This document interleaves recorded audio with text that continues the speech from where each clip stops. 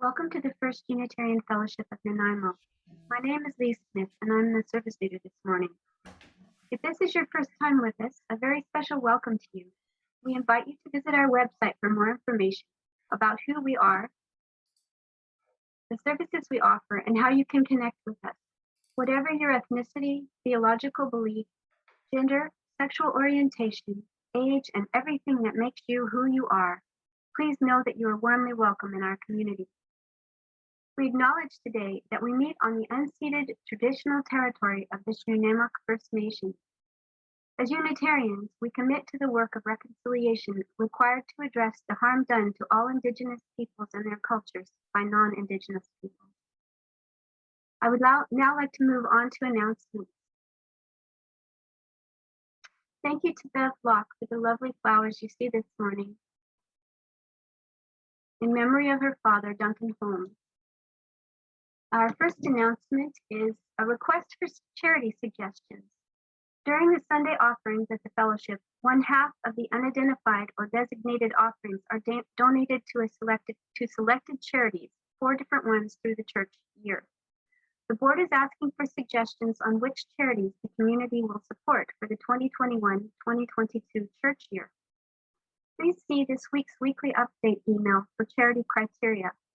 You can email Ruth with your suggestions, and her email will be posted in the chat.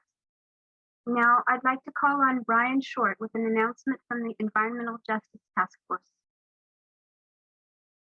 Good morning. You may recall at the last town hall meeting, we asked people to participate in doing a carbon footprint calculation where we determined how many tons of greenhouse gases we're emitting. And today I'm going to announce the results. We had 23 people participating, which is roughly 1/3 of our congregation, which is a great participation rate. We are at the moment supposed to be emitting, or the average, I guess, is six tons of greenhouse gases per year per person. The goal for Canada for 2030 is to half that down to 3 tons. And the goal for 2050 is to get it down to 0. So we've got a ways to go as a nation. But for FUFON, our collective average total for per person is 4.05 tons. So we're almost at 2030 levels now. That's excellent. We'll continue to try and reduce that further, but for now it's great news when great news is sometimes hard to find, and it's always welcome. So well done to all who participated and for keeping our greenhouse emissions low. The Environmental Justice Task Force looks forward to what we can do to achieve even more when we redo the calculation again next year. Thank you. Our last announcement is that there will be a discussion after the service. For those of you who wish to participate, you're invited to stay in the main room after the service. To find out more about our special events, groups, meetings taking place at the fellowship, please go to the calendar on our website or open the weekly update email on Thursdays. Sorry. Whoops. Fred. Okay, sorry about this. I don't know how to turn the ringer off. Okay, anyway, it'll stop soon. Let's see. Okay. Let's take a breath.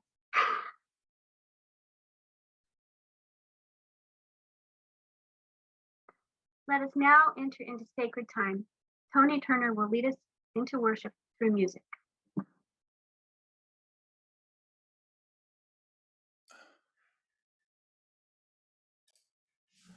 Good morning, everybody. I'm having a few gremlins going on here too.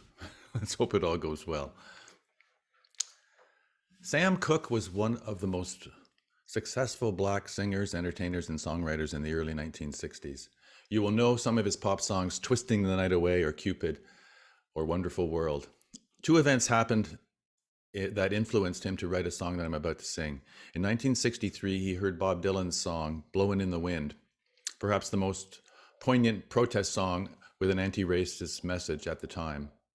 Sam, with his huge public image, was ashamed that he, a Black songwriter, had not written such a song himself. In part, he feared he would lose his largely white audience. Then in October 1963, he and his wife and entourage were touring in Louisiana, where they were turned away at a whites-only hotel. He complained loudly enough that he was arrested for disturbing the peace. 2 months later, Sam Cooke wrote, "A Change Is Gonna Come."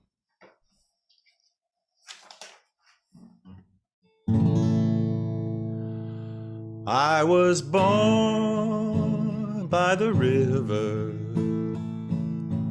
in a little tent, just like that river. I've been running ever since. It's been a long time coming, and I know a change is gonna come. Yes, it will. It's been too hard living, but I'm afraid to die, 'cause I don't know what's up there beyond the sky. It's been a long time coming, and I know a change is gonna come. Yes, it will. I go to the movies, I go downtown. Somebody keeps telling me, don't hang around. It's been a long time coming, and I know a change is gonna come. Yes, it will. Then I go to my brother, and I say, brother, help me please. But he winds up knocking me down,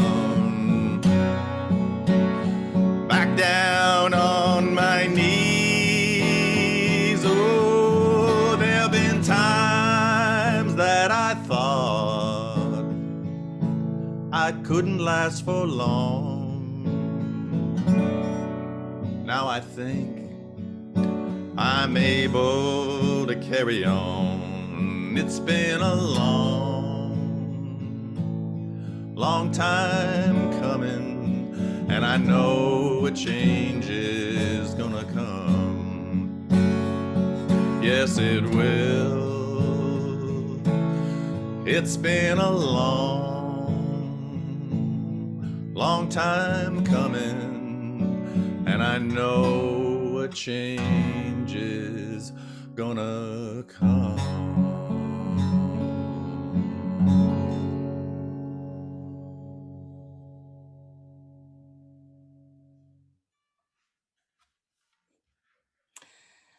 Well, good morning, everyone.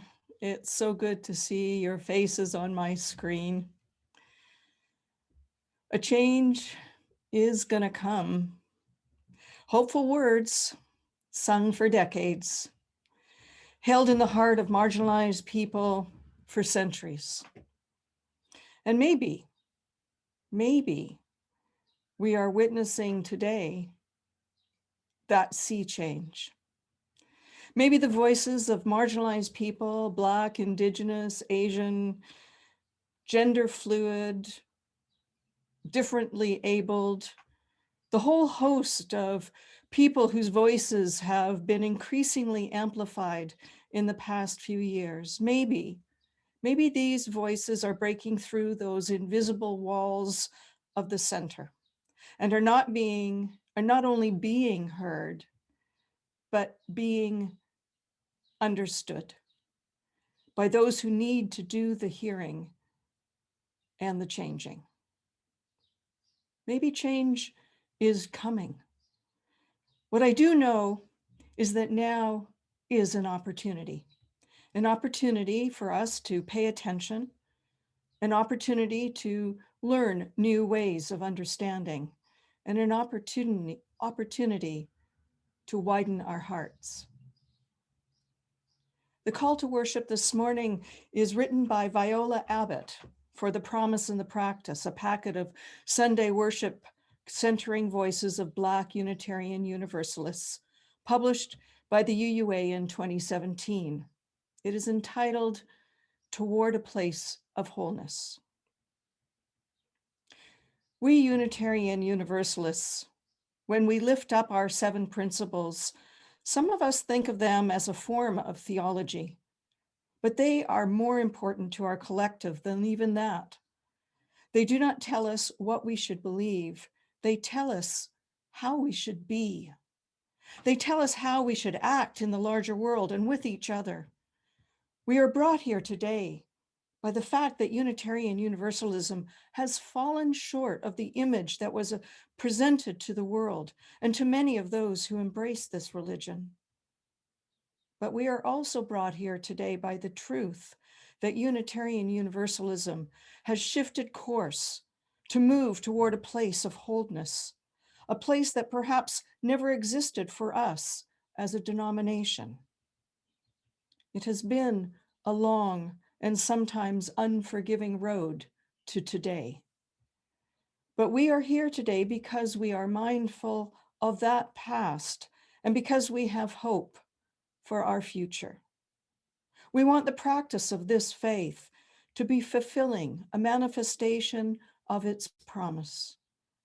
So may we open our hearts as we seek new ways of understanding.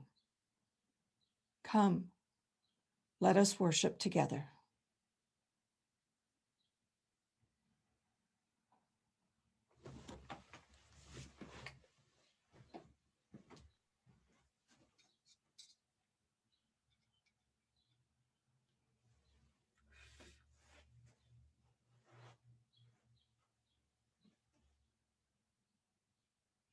We light this chalice as a beacon of hope for those who have gathered here this day, for all who have ever walked through our doors, for those who may yet find this spiritual home, and for those whose paths will never come our way.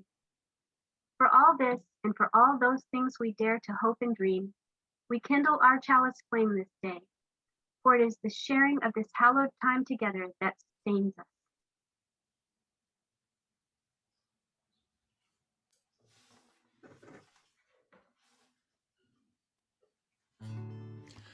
Please join me in singing hymn number 298, Wake Now My Senses. And thank you, Francis, for showing the lyrics on the screen.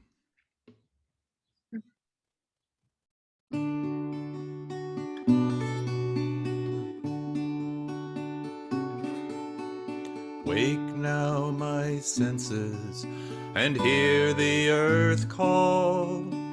Feel the deep power of being in all. Keep with the web of creation your vow. Giving, receiving as love shows us how.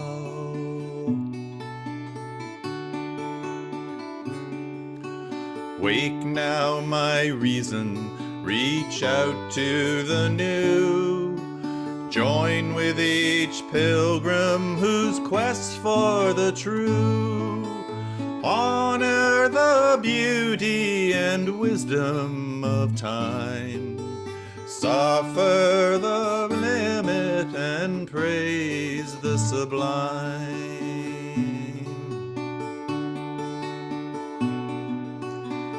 Wake up my compassion, give heed to the cry. Voices of suffering fill the wide sky.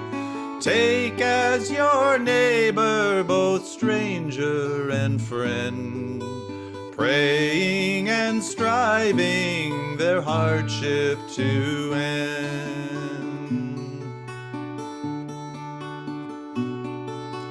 Wake now my conscience with justice thy guide. Join with all people whose rights are denied. Take not for granted a privileged place.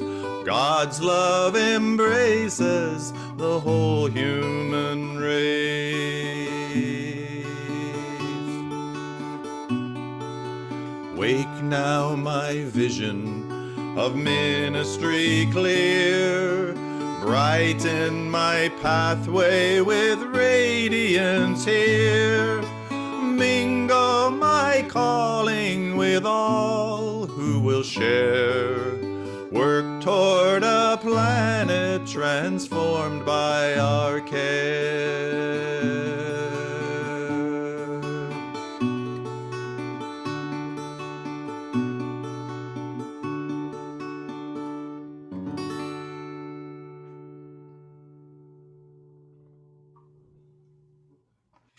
Our principles are a living document, and living our principles is a never deepening journey.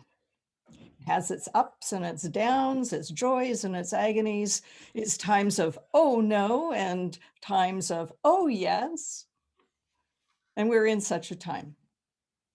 It's a ups, down time, an up, down, beside, inside out time, a yes, no time, a significant time, a time of opportunity, and possibly a time of renewal. I think that this is a really exciting time. In this service, Sharon Reeves, Wiley, Fargen, and I will share with you our experiences and our understandings of the Canadian Unitarian Council's AGM on May 8th. And we'll include the work of the Dismantling Racism Study Group and its recommendations, of which one of them was the adoption next year of the new proposed 8th principle. We'll end by laying out the steps forward. Canadian UUs have been working for equity and justice for a really long time. In Canada, we were Supreme Court interveners for same-sex marriage in 2005. In 2015, we pledged at the close of the Truth, Healing, and Reconciliation Commission that our congregations would recommit to our principles and do what was necessary and important work to educate ourselves about the tragic consequences of colonialism and residential schools. In 2017, many congregations held white supremacy teach-ins, and the American UUs, despite decades of anti-racism work, witnessed how their own association was formed through institutional racism. More recently, at the Canadian Unitarian Council's AGM in 2019, the Dismantling Racism Study Group was formed to engage us, Canadian Unitarian Universalists, in conversation to identify efforts and to explore possible actions to dismantle racism in our congregations. The study group was made up of 8 culturally and racially diverse UUs. For example, the picture here of Doug Enenberg, a white young adult from Vancouver who grew up with my daughters, went to acting classes together, and is a very active member of the Vancouver Church. And Beverly Horton, a middle-aged and, if I may say, dynamic Black woman from the Hamilton congregation, who is one of the co-chairs. In the summer of 2020, the study group circulated a survey to learn about perceptions and experiences of racism in our congregations. Interest in the survey surged following the death of George Floyd in May of 2020, and the worldwide Black Lives Matter protests that occurred as a result.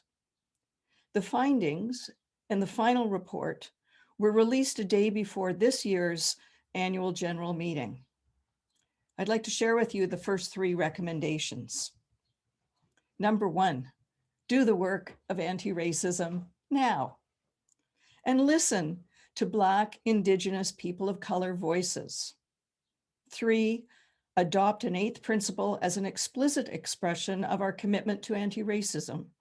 This can be done as a national council or as individual congregations. And it reads, "We, the member congregations of the Canadian Unitarian Council, covenant to affirm and promote individual and communal action that accountably dismantles racism and other oppressions in ourselves and in our institutions." So this now takes us to the day of the AGM, May 8th, just a few weeks ago. Now, the AGM is made up of delegates from each fellowship or congregation, as well as observers who included ministers, youth, staff members, and any person interested in being part of our Canadian decision-making body. There were about 160 people on Zoom at this annual general meeting, of which 84 were voting delegates. The agenda was set months before.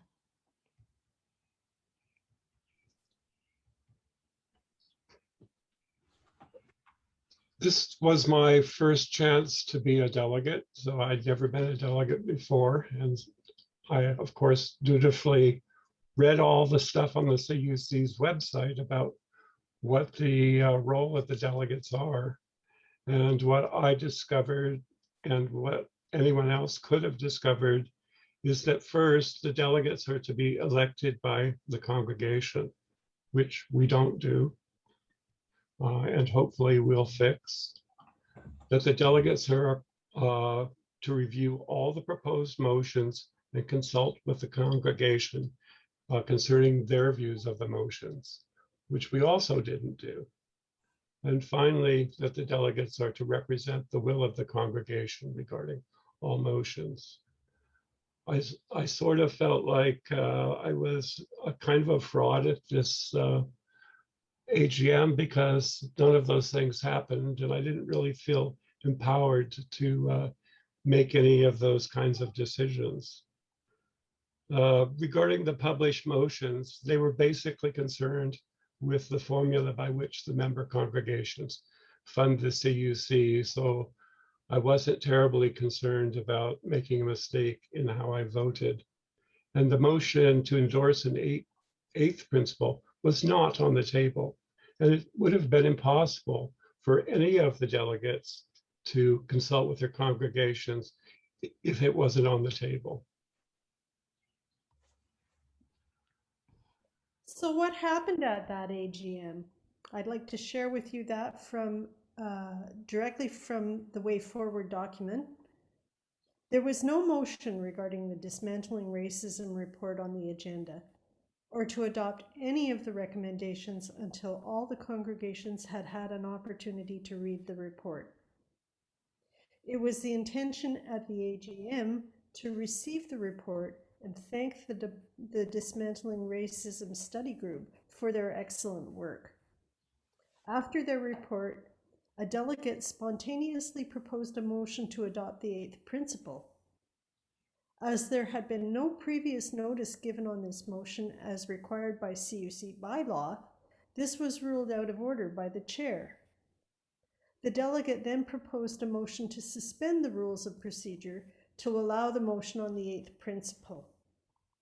The chair consulted with Dylan Fijal, CUC parliamentarian, on the matter. Delegates have the right to appeal the decision of the chair. A motion to suspend cannot be debated and requires a 2/3 majority to pass. This motion was voted on by a show of electric hands, and the motion was carried. The chair then moved on to the motion to adopt the eighth principle. We, the member congregations of the Canadian Unitarian Council, covenant to affirm and promote individual and communal action that accountably dismantles racism and other oppressions in ourselves and in our institutions. The motion to adopt the eighth principle was moved and seconded. The chair alternated discussion between delegates who were in favor of the motion and those who were against the motion. The speakers who opposed were not against the eighth principle itself, but stressed the importance of following the process that is in place as stated in our bylaws, rules of order, and resolutions process, and allowing time for all congregations to discuss the momentous act of adding an eighth principle. After the time allocated for the discussion, the chair called for the vote. The final tally was 61 for and 22 against.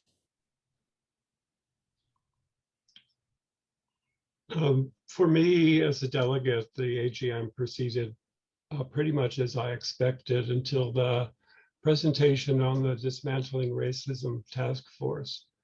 And I found it somewhat confusing because there were differences between the American and Canadian versions of the eighth principle. And I didn't really hear any discussion of the significance of those differences. What happened next? Sharon has just told you that there was a vote to suspend the rules and then the motion itself, and they were both passed.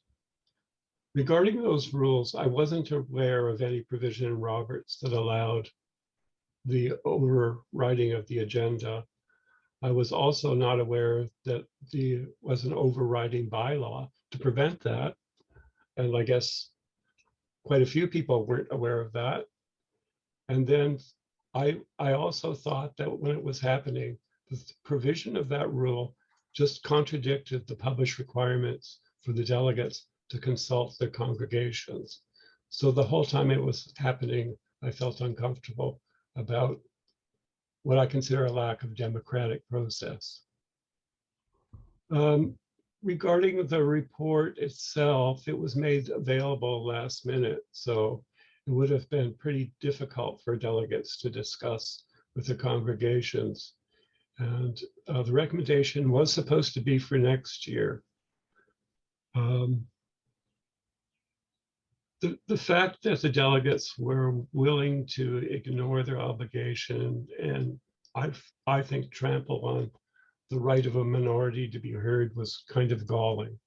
But I found it more galling because I thought it was based on a false sense of urgency.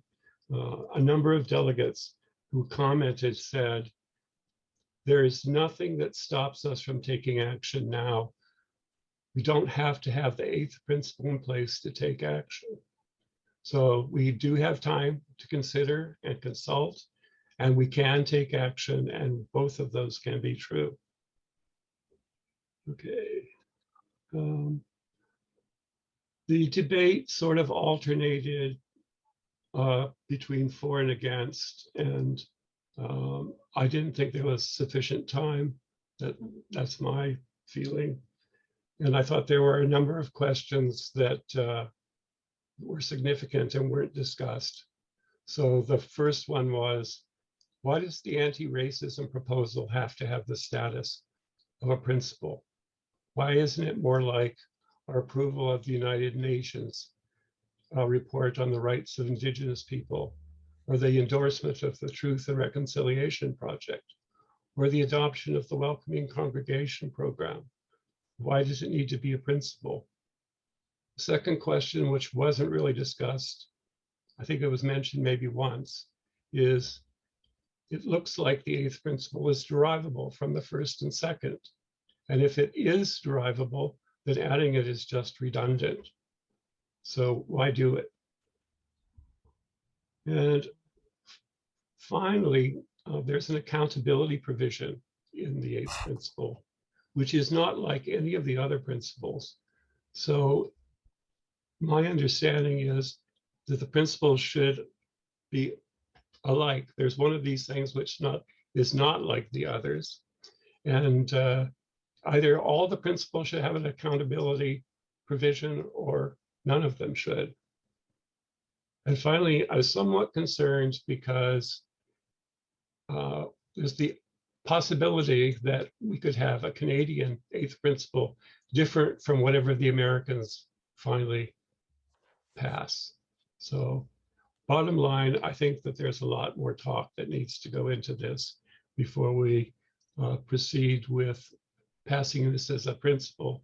Doesn't stop us from taking action on racism. So participation in the AGM for me was an interesting process in decision making. At first I was leaning towards voting on the no side, based not on the content of the 8th principle motion itself, but on the fact that there would be no consultation with our congregations. After hearing Reverend Ann Barker's impassioned comments on the need to be bold and to act now, I changed my mind. And I'm still glad that I did. I voted from my heart. It's not surprising that this generated a controversy, but what's of interest to note is that no one had a problem with the content of the motion, but instead on the process by which it took place. And several other points of interest can be taken from this. The democratic process, Robert's rules, that we used in voting is considered to be colonial. That is, for BIPOC folks, same old, same old. And to my knowledge, not a single BIPOC person objected to the passing of the motion. So for me, in retrospect, I know that I had so many thoughts running through my mind while this meeting was happening, specifically in that 30 minutes where this was passed. But overriding the thoughts was the incredulity. I can't say the word. I was amazed that the process was unfolding at all, and apparently incredibly smoothly. I was also aware of my rising wonder that such a, significant decision was taking place in what seemed a smooth and easy way. I remember thinking at the same time, whoa, we need to slow down. We need to talk about this more. We need to hear from everybody. We need to take a pause, take a breath. But then it was just done. And my body was tingling with energy. And had we all been in the same room and not on Zoom, I know that there would have been hoops and tears and hugging and intense conversations all over the place. But online, it was just silence. And the next item of the agenda came up and the meeting continued. It was really quite surreal. As the next person was reading their report, I was thinking, oh no, I'm up next to speak on the agenda, and I've got to say something about what just happened. I had literally about 2 minutes to pull my thoughts together. Then the spotlight literally turned to me. So this is what I remember saying. We need to pause a minute. This is a momentous moment in our movement. And my heart is so full. I'm so proud of us. I'm proud of those who voted for this bold change. I thank each of you for your leadership, for this commitment to be accountable to dismantling racism and other oppressions within our congregations. I'm also really proud of the people that voted no, because what I heard was not that you were against this 8th principle, but that as delegates, you felt for such an important decision, you had the responsibility to go back to your congregations and share the study group's final report and engage with them and in a conversation on this incredibly important decision. And then the business meeting continued. As soon as the meeting was over, I realized that there was a problem, given the controversy surrounding the passing of the principle. As I read the differing perspectives in the emails going back and forth on the CUC leaders list over the next few days, I turned my attention to the Confluence lecture, which was delivered by the Reverend Ann Barker in 3 video sections, which were available in advance. When I was reading the handout from part 2, called White Supremacy, called White Supremacy Culture by Tema Okun, I noticed that some of the things that Okun was saying were very similar to the objections from the no side, and that they actually contradicted what Reverend Barker had said at the AGM. 2 things that Okun wrote really resonated with me.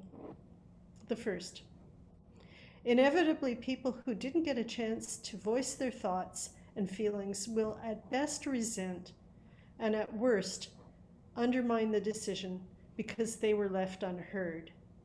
And 2, you may get through the agenda, but if you haven't paid attention to people's needs to be heard, the decisions made at the meeting are undermined and or disregarded. Now, I know from personal experience in my working life that these 2 things are true. And so I started to second guess my decision to vote in favor of the principle. But by this time, the CUC board had already indicated that there was a problem in the voting process in the CUC bylaws trump Robert's rules. And by the next Friday, Vida Ng and Margaret Wanlon, the executive director and the board president, had sent out an email on behalf of the CUC board outlining next steps. This outcome hopefully means that we can truly leave the controversy behind us and move forward to what's really important: dismantling racism in our congregations. So now you've heard our experience and lots of words from Sharon and Wiley and myself about what happened at the AGM, and a little bit about the Dismantling Racism Study Group's final report. So I'm going to suggest now we take a little pause, a time to reflect and meditate on what you might have thought if you had been at the AGM. Francis will now put up the question for you to reflect on.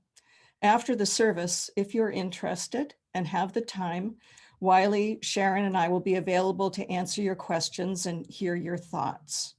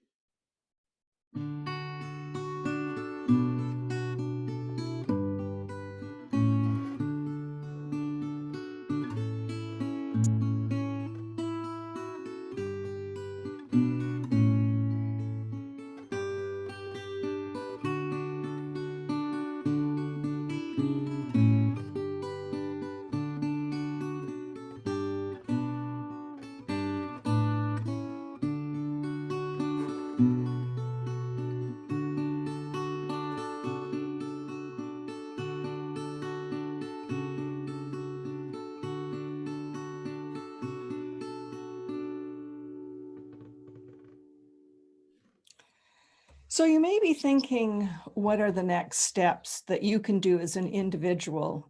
And what can we do as a congregation? So first of all, you're encouraged to read A Way Forward, the Eighth Principle Process.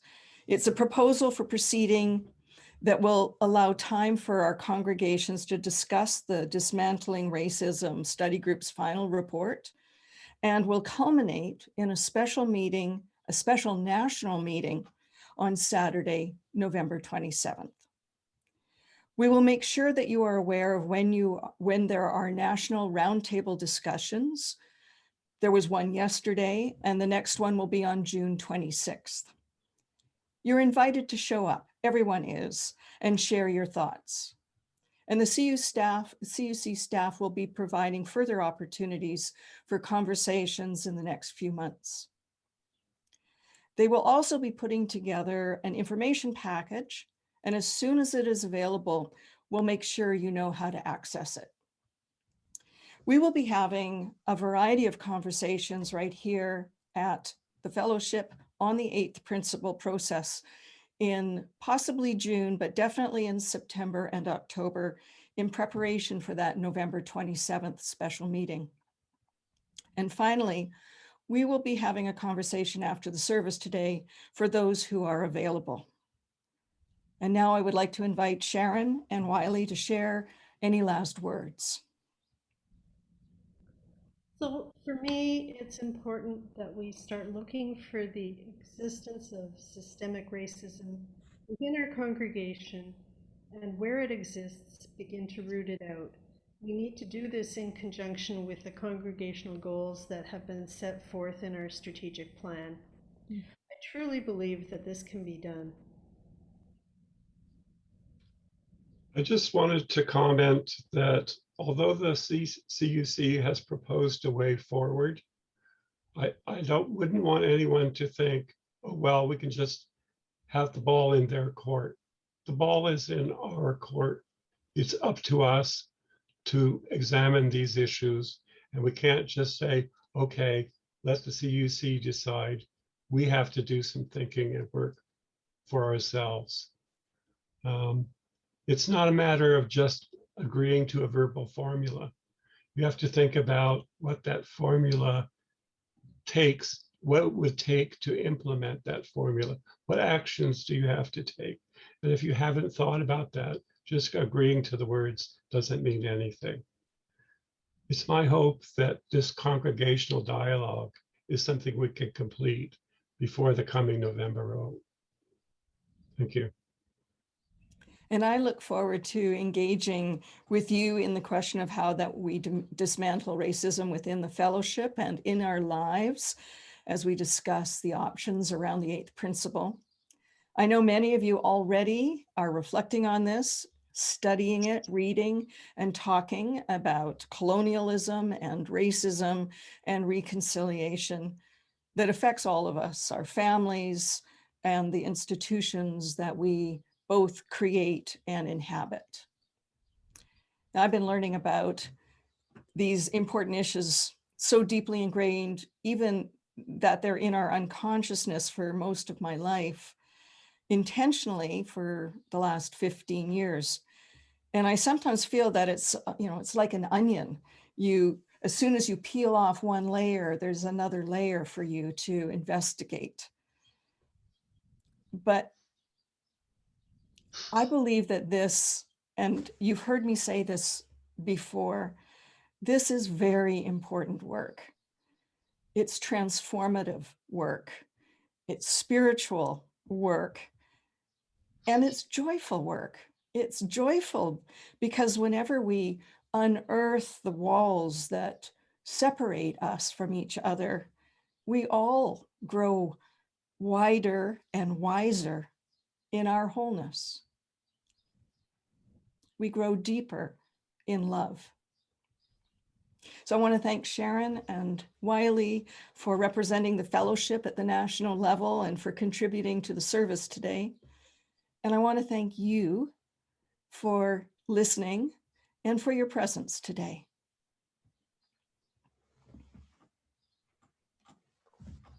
Thank you, Debra, Wiley, and Sharon. It was wonderful, lots to think about. I'm going to be singing a song by Eliza Gilkinson, who is a Texas singer-songwriter with a strong social conscience. This is called We Are Not Alone.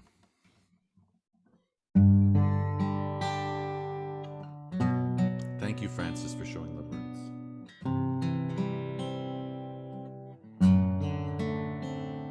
A flickering flame, each soul holds high,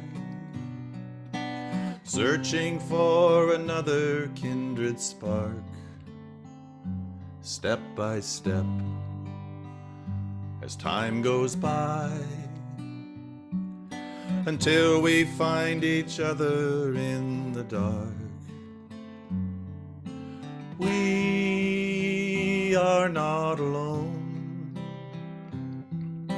We are not alone. We are not alone. Not alone.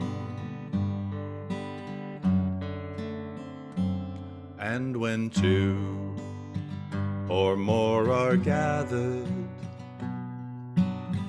we raise our voices to the sky, and together we are a family,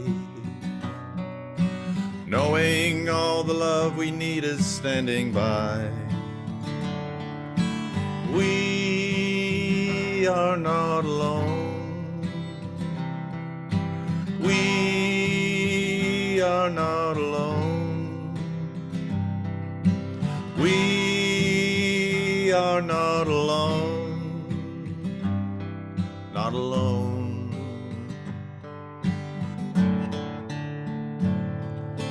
Alone, we're just howling in the dark. Alone till we help each other live in love and start what is right. We are conjuring up our forces, coming face to face with every fear. But there is comfort in our voices, reminding us of all that we hold dear. We are not alone. We are not alone. We are not alone. Not alone.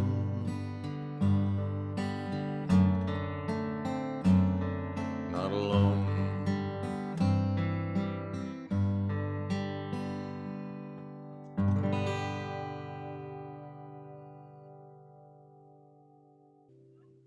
We welcome your donations and pledges in two different ways.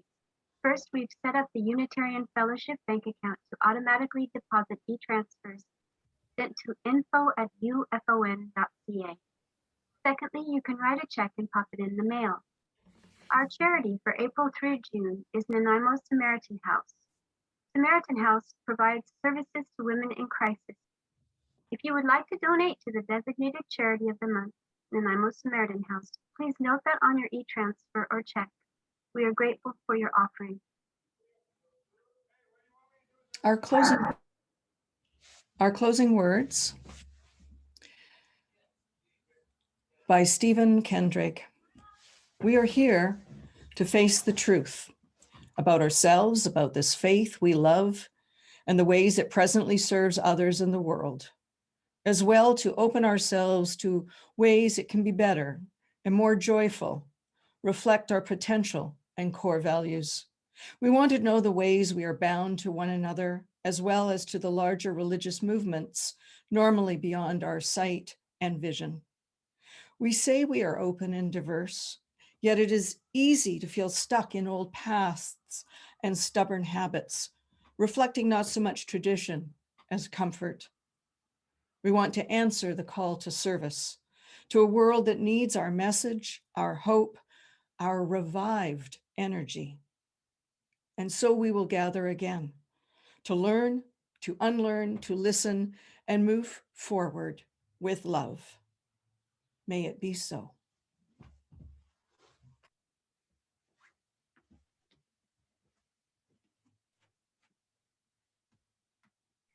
We extinguish this flame, but not the light of truth, the warmth of community, or the fire of commitment. These we carry in our hearts until we are together again.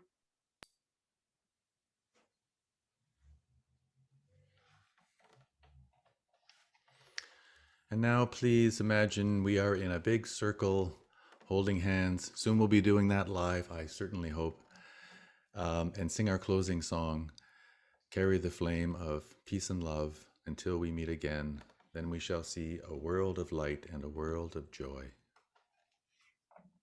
Oh, and go into gallery view so we can see each other.